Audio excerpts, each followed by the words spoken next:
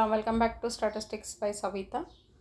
ಇಲ್ಲಿ time series ಕೂಡ ನಿಮಗೆ 3 ಮಾರ್ಕ್ಸು ಅಲ್ಲಿ ಥಿಯರಿ ಕ್ವಶನ್ ಆಗಿರೋದ್ರಿಂದ 3 ಮಾರ್ಕ್ಸ್ ವೆರಿ ಇಂಪಾರ್ಟೆಂಟ್ ಕ್ವಶನ್ ಆಗುತ್ತೆ. ಏಕೆಂದರೆ 1 ಮಾರ್ಕು ಇಂಪಾರ್ಟೆಂಟು. ಯಾಕೆಂದರೆ 80 ಔಟ್ ಆಫ್ 80 ಸ್ಕೋರ್ ಮಾಡಬೇಕನ್ನೋರು ನೀವೆಲ್ಲ ಥಿಯರಿ ಕ್ವಶನ್ಸ್ನ ಮಾಡಲೇಬೇಕಾಗುತ್ತೆ. ಈಗ ಫಸ್ಟ್ 2 ವೈಟಲ್ ಸ್ಟಾಟಿಸ್ಟಿಕ್ಸು ಮತ್ತು ಇಂಡೆಕ್ಸ್ ನಂಬರ್ನ ನಾನು ಥಿಯರಿ ಕ್ವಶನ್ಸ್ನ ಅಪ್ಲೋಡ್ ಮಾಡಿದ್ದೆ, ಹೌದಾ. ಈಗ ಟೈಮ್ ಸೀರೀಸ್ ಎನಲೈಸಸ್ಸಲ್ಲಿ 3 ಮಾರ್ಕ್ಸು. ಇದರಲ್ಲೂ ಕೂಡ ಇಲ್ಲಿ ನೋಡ್ಕೊಂಡು ಬಿಡೋಣ ಅಂತ ಏನೇನು ಬರ್ಬೋದು ಅಂತ ಹೇಳಿಬಿಟ್ಟು. ಈಗ 1 ಮಾರ್ಕಲ್ಲಿ ಈಗ ಇದು ಯಾವುದಂತಂದರೆ ಎಮ್ ಸಿ ಕ್ಯೂ ಅಲ್ಲಿ ನೀವು ಟೈಮ್ ಸೀರೀಸಲ್ಲಿ ಥಿಯರಿ ಮಚ್ಚಿಲ್ಲ, ಅಂದರೆ ಭಾಳ ಇಲ್ಲ. ಇಲ್ಲಿ ನೀವು ಮಾಡ್ಕೊಳ್ಬೋದು ಆರಾಮ್ಸೆ. ಇಲ್ಲಿ ಒಂದು ಸ್ವಲ್ಪ ಕಾಂಪೋನೆಂಟ್ಸು ಮತ್ತು ಡೆಫಿನಿಷನ್ನು, ಮೆರಿಟ್ಸು, ಡಿಮೆರಿಟ್ಸು ಓದ್ಕೊಂಡ್ಬಿಟ್ರೆ ಸಾಕಲ್ಲಿ. ಕಾಂಪೋನೆಂಟ್ಸದ್ದು ಎಕ್ಸಾಂಪಲ್ಸು ನೋಡ್ಕೊಂಡ್ಬಿಟ್ರೆ ಅದಷ್ಟು ಥಿಯರಿ, ಅದರಲ್ಲಿ ನಿಮ್ಗೆ 1 ಮಾರ್ಕು 2 ಮಾರ್ಕ್ಸು ಬಂದುಬಿಡುತ್ತೆ. ಈಗ first question, graphic representation of a time series data is called.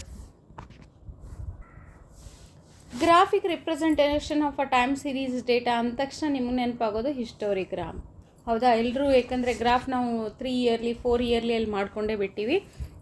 ಅದರಲ್ಲಿ ನಿಮಗೆ ಹಿಸ್ಟೋರಿಗ್ರಾಮ್ ಬಂದೇ ಬಿಡುತ್ತೆ. ಹೀಗಾಗಿ ಅಲ್ಲಿ ಟೈಮ್ ಸೀರೀಸ್ ಡೇಟಾ ಅಂದ ತಕ್ಷಣ ನಿಮ್ಗೆ ಅಲ್ಲಿ ನೆನಪಾಗೋದು ಗ್ರಾಫ್ ಅಂದರೆ histogram. The general tendency of the time series data to increase or to decrease or to remain constant during a long period of time is called as a secular trend. Okay, increase or decrease. ನಿಮಗಿಲ್ಲಿ example ತಗೊಂಡಾಗ ಗೋಲ್ಡದ್ದು example ತಗೊಳ್ತೀರಾ, petrol example ತಗೋತೀರಾ, ಅಥವಾ death rate decreasing ನೋಡಿದಾಗ death rate ಬರುತ್ತಲ್ಲೇ. Constant ನೋಡಿದಾಗ ಒಂದು ಕಾನ್ಸ್ಟೆಂಟ್ ಆಗಿರುವಂಥದ್ದು ಎಕ್ಸಾಂಪಲ್ ತೊಗೊಳ್ಬೋದು. ಇಲ್ಲಿ that is called as a secular trend ಅಂತ component, first component. Okay, next, the regular periodic and short term variation in a time series is called as a seasonal variation. Okay, the regular, periodic and short term, it is less than 1 year. Okay, seasonal variation. A sudden unexpected variation in a time series is called as a irregular variation. The time sudden unexpected and takshana, that is a random expectation, that is a irregular variation. The method in which the original time series data is divided into 2 equal parts and the averages are calculated for both the parts. Averages are the method in which the original time series data, ಇಲ್ಲಿ ನಿಮಗೆ semi average data ಅಂತೀವಿ. ಅಲ್ಲಿ 2 equal parts ಮಾಡಿಬಿಟ್ಟು ಎವರೇಜಸನ್ನು calculate ಮಾಡ್ತೀವಲ್ಲ, ಅದು semi average data. Okay, next ಬಂದುಬಿಟ್ಟು ಇಲ್ಲಿ fill in the blanks by choosing a appropriate word from those given in the brackets. First one, a graphic representation of a time series data is called as a histogram. Okay,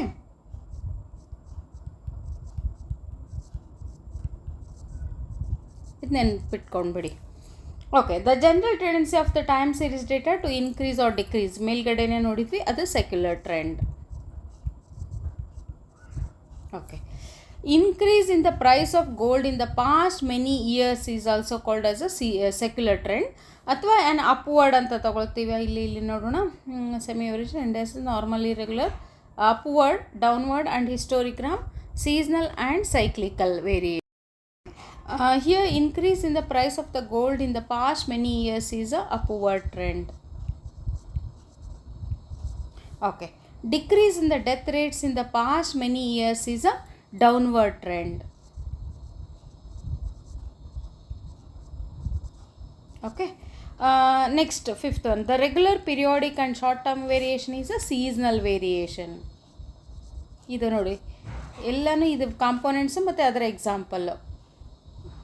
sixth one, seasonal dash are used in the measurement of seasonal variation, seasonal indices. Seasonal indices.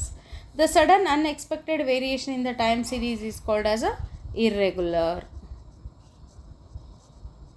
Okay, next, in the dash method of original time series data into divided into 2 equal parts, ಮೇಲ್ಗಡೆನೇ ನೋಡಿದ್ವಲ್ಲ semi average.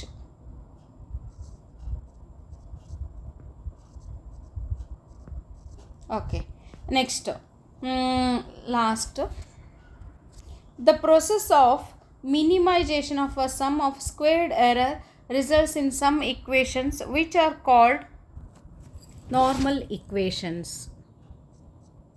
Normal equation ಅಂತ ನಾವಲ್ಲಿ straight line trend ಮತ್ತು quadratic ಟ್ರೆಂಡಲ್ಲಿ ತೊಗೊಳ್ತೀವಿ. ಅಲ್ಲಿ exponential ಕೂಡ ಅಲ್ಲಿ ನಾರ್ಮಲ್ ಇಕ್ವೇಷನ್ಸ್ ಅಂತಿದೆ.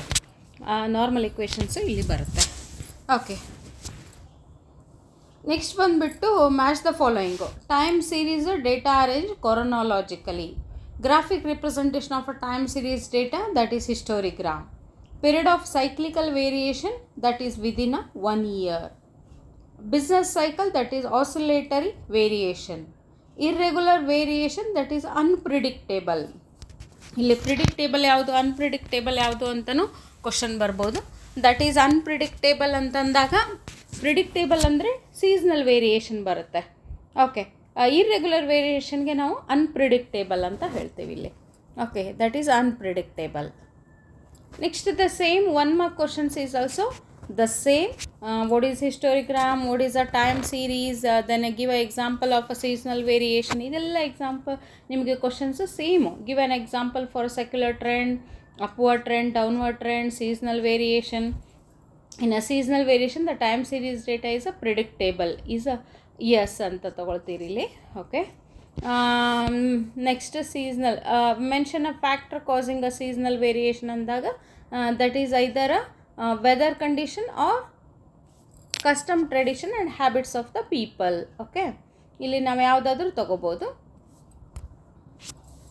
ಕ್ಲೈಮೇಟ್, ವೆದರ್ ಕಂಡೀಷನ್ ಅಂತಲೂ ತೊಗೋಬೋದು ಇಲ್ಲಿ, ಅಥವಾ customs, tradition and habits of the people ಇರುತ್ತೆ. Give an example for a seasonal variation ಅಂದರೆ ಯಾವುದಾದ್ರೂ ಎಕ್ಸಾಂಪಲ್ ನೀವು ಕೊಡ್ಬೋದಲ್ಲೇ. The highest sale of ice creams in summer season ಅಂತ, ಅಥವಾ winter season highest sale of sweaters in winter season ಅಂತ ಅಲ್ಲಿ ಕೊಡ್ಬೋದು. Which component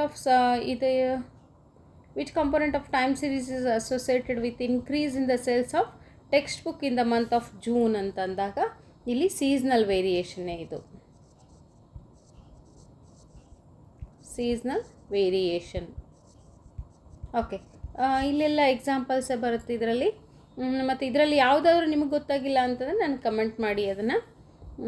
usually merits, demerits ಕೇಳಿದ್ದಾರೆ ಇಲ್ಲಿ. 2 methods ಆಫ್ ಮೆಜರಿಂಗ್ ಟ್ರೆಂಡ್ ಎಲ್ಲ ಇದು ಅಲ್ಲಿ ಟೆಕ್ಸ್ಟ್ ಬುಕ್ಕಲ್ಲಿ ಇರೋದೇ. ಇದೆಲ್ಲ ನಿಮಗೆ ಈಸಿಯಾಗಿರುವಂಥ ಕ್ವಶನ್. ಒಂದು ಸತಿ ನೋಡ್ಕೊಂಡ್ಬಿಟ್ರೆ ಸಾಕು, ನೀವು ಈಸಿಯಾಗಿ ಬರಿಬೋದು ಇದನ್ನು. 2 marks ಕೂಡ ಅಲ್ಲಿ ಡೆಫಿನಿಷನ್ನು ಮತ್ತು ಡೆಫಿನಿಷನ್ನು ಎಕ್ಸಾಂಪಲ್ಸ್ ಇದೆ. ಆ್ಯಂಡ್ ಒನ್ ಮೋರ್ ಥಿಂಗ್, ಇದನ್ನು ಭಾಳ ಸತಿ ಕೇಳಿದ ಕ್ವಶನ್ ಇದು. Diagrammatically represent a business cycle with a stages ಅಂದಾಗ. ಓಕೆ, ಇಲ್ಲಿ ಬಂದುಬಿಟ್ಟು ನೀವು ಇಲ್ಲಿ ಯಾವುದಾದ್ರೂ ಕ್ವಶನ್ ಕೇಳಿರ್ಬೋದು. Prosperity, decline, depression and recovery ಅಂತ 4 ಇಲ್ಲಿ ಇದ್ರದ್ದು ಬರುತ್ತೆ. ಯಾವುದಂದ್ರೆ business cycle. this one is a normal stage. Okay, this is prosperity, decline, depression and recovery ಅಥವಾ ಇಂಪ್ರೂವ್ಮೆಂಟ್ ಅಂತ 4 ಅದನ್ನು ಬರೀಬೇಕಾಗುತ್ತೆ ನೀವು ಇಲ್ಲಿ. ಅದು diagrammatically represent business cycle with a stages. Full ಬರೀಬೇಕು ಅದನ್ನು. ನಾನು ಇಲ್ಲಿ ಜಸ್ಟ್ ತೋರಿಸಿದ್ದೀನಿ ನಿಮಗೆ. ಓಕೆ, ನೆಕ್ಸ್ಟ್ ಬಂದುಬಿಟ್ಟು ಇಂಟರ್ಪೊಲೇಷನ್ ಆ್ಯಂಡ್ ಎಕ್ಸ್ಟ್ರಾಪೊಲೇಷನ್.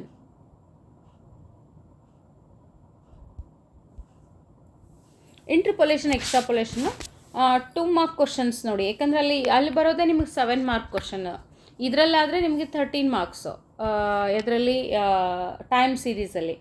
ಬಟ್ ಇಂಟರ್ಪೊಲೇಷನ್, ಎಕ್ಸ್ಟ್ರಾಪೊಲೇಷನಲ್ಲಿ ನಿಮಗೆ ಬರೋದು 7 marks. 2 marks, 2 is into 1 2 marks, ಮತ್ತು 5 into 1 5 marks. ಓಕೆ, ಇಲ್ಲಿ 7 marks. ನೀವು ಒಂದಿಷ್ಟು ಥಿಯರಿ ಕ್ವಶನ್ಸ್, ಆ ಥಿಯರಿ ಕ್ವಶನ್ಸ್ ನಾವು ಪರ್ಫೆಕ್ಟ್ ಮಾಡ್ಕೊಂಡ್ಬಿಟ್ರೆ ಸಾಕಲ್ಲಿ. ಫಸ್ಟ್ ನೋಡಿ, differentiate between interpolation and extrapolation ಅಂದರೆ 2 ಡೆಫಿನಿಷನ್ ಬರೀಬೇಕಾಗುತ್ತೆ ನೀವಲ್ಲಿ.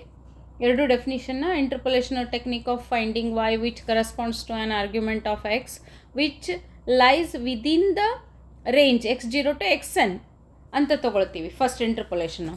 Which lies outside the range ಅಂತ ತೊಗೊಂಡಾಗ, which lies outside the range x0 to xn ಅಂತ ತೊಗೊಂಡಾಗ ದಟ್ ಈಸ್ ಎಕ್ಸ್ಟ್ರಾಪೊಲೇಷನ್. ಓಕೆ, ಇಲ್ಲಿ ಮತ್ತು ಇನ್ನೊಂದು ಕ್ವಶನ್ ಏನಂತಂದರೆ ಅಸಂಪ್ಷನ್ನು. ಅಸಂಪ್ಷನ್ ಬಂದುಬಿಟ್ಟು ಎರಡು, ಅದಂತೂ ಈಸಿಯಾಗಿದೆ. There are no sudden jumps in the values of a dependent variable from one period to another period. There are no sudden jumps, ನೆನ್ಪಿಟ್ಕೊಳ್ಳಿ. There are no sudden jumps in the values of dependent variable from one period to another. Second ಬಂದುಬಿಟ್ಟು there will be no consecutive missing values in the series. ಅಂದರೆ continue ಆಗಿ missing series ಇರಬಾರ್ದು. ಒಂದು ಇಂಟರ್ಪೊಲೇಷನು ಒಂದು ಎಕ್ಸ್ಟ್ರಾಪೊಲೇಷನ್ ಅಂದಾಗ calculation ನಾವು ಈಸಿಯಾಗಿ ಮಾಡ್ಕೊಳ್ಬೋದು. 2 ಮಿಸ್ಸಿಂಗ್ ವ್ಯಾಲ್ಯೂಸು ಕಂಟಿನ್ಯೂ ಆಗಿ ಇರಬಾರ್ದು. ಓಕೆ, ಅದೆರಡು ನೆನ್ಪಿಟ್ಕೊಂಡ್ಬಿಟ್ರೆ ಸಾಕು. ನೀವು ಅಸಂಪ್ಷನ್ ಆದರೂ ಕೇಳ್ಬೋದು ಅವರು. ಮೆನ್ಷನ್ 2 ಮೆಥಡ್ಸ್ ಅಂದಾಗ 2 ಮೆಥಡ್ ಬರುತ್ತೆ ಇಲ್ಲಿ, ಬೈನಾಮಿಯಲ್ ಎಕ್ಸ್ಪಾನ್ಷನ್ ಮೆಥಡು ಮತ್ತು ನ್ಯೂಟನ್ಸ್ ಡಿಫ್ರೆನ್ಸ್ ಮೆಥಡು. ಇನ್ನೂ ಒಂದು ಕ್ವಶನಲ್ಲಿ ಬಂದುಬಿಟ್ಟು write down the conditions for applying binomial expansion method of interpolation and extrapolation. Last year ಇದು 3 ಕ್ವಶನ್ಸ್ ಏನಿದೆ ಅಲ್ಲ, ಮ್ಯಾಕ್ಸಿಮಮ್ ಕೇಳಿರುವಂಥ ಕ್ವಶನ್ನ. ಇಲ್ಲಿ ಕೂಡ ಬೈನಾಮಿಯಲ್ ಮೆಥಡ್ ಅದನ್ನು ಜಾಸ್ತಿ ಕೇಳಿರೋದು ಕಂಡೀಷನ್ನು. ಅದು the values of the independent variable should have a common difference ಅಂತ ತೊಗೊಳ್ತೀವಿ first one. Second one the value of X for which the value of Y is to be interpolated must be one of the values of the X. That is a condition for applying a binomial expansion method. ಮತ್ತು Newton's advancing difference method 2 condition ಇದೆ, ಅದನ್ನು ಒಂದು ಕೂಡ ನೀವು ಮಾಡ್ಕೊಂಡು ಬಿಟ್ರಿ ಅಂತಂದರೆ ಸಾಕು. ಬಟ್ ಬೈನಾಮಿಯಲ್ ಅದು ಮ್ಯಾಕ್ಸಿಮಮ್ ಕೇಳಿರೋ ಕ್ವಶನ್, ಮೋಸ್ಟ್ ರಿಪೀಟೆಡ್ ಕ್ವಶನ್ ಇದು. ನೆಕ್ಸ್ಟ್ ಬಂದುಬಿಟ್ಟು 5 ಮಾರ್ಕ್ಸ್ ಅಂತೂ ನೀವು ಕ್ಯಾಲ್ಕುಲೇಟ್ ಮಾಡ್ತೀರಾ. ಅದರಲ್ಲಿ ಬೈನಾಮಿಯಲ್ಲು ಮತ್ತು ನ್ಯೂಟನ್ಸ್ ಮೆಥಡು. ಓಕೆ,